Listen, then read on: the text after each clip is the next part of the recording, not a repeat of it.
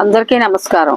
భారతీయ పౌరులందరికీ 77వ గణతంత్ర దినోత్సవ శుభాకాంక్షలు. జనవరి 26 ప్రతి భారతీయుడు గర్వంగా తల ఎత్తుకొని మువ్వన్నెల జెండాకు వందనం చేసే రోజు.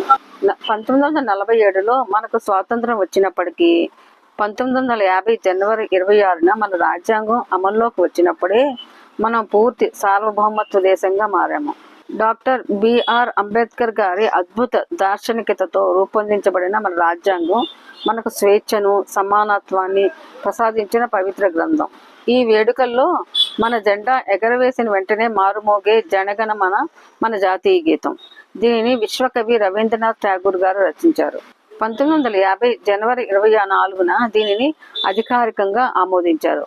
కేవలం 52 సెకండ్ల వ్యవధిలో పాడే ఈ గీతం పంజాబ్ నుండి కన్యాకుమారి వరకు ఉన్న మన దేశ భౌగోళిక అందాలను, భిన్నత్వంలో ఏకత్వాన్ని మన కళ్ళ ముందు ఉంచుతుంది. ఈ గీతం వినపడగానే మనం నిటారుగా నిలబడి ఇచ్చే గౌరవం మన దేశం పట్ల మనకున్న భక్తికి నిదర్శనం.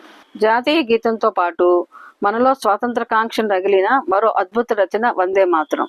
ఇది మన జాతీయ గీతం.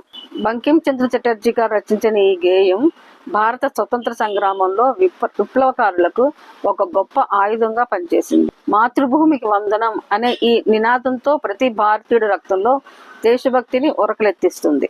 జాతీయ గీతానికి ఎంత గౌరవం ఇస్తామో ఈ జాతీయ గేయానికి కూడా అంతే సమానంగా హోదా, గౌరవం ఉన్నాయి.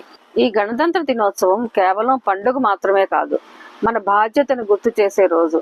మన హక్కులను వాడుకుంటూనే దేశం పట్ల మన విధులను మర్చిపోకూడదు.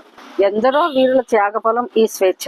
వారి ఆశయాలకు అనుగుణంగా నవభారత నిర్మాణంలో మనం అందరం భాగస్వాములు అవుదాం.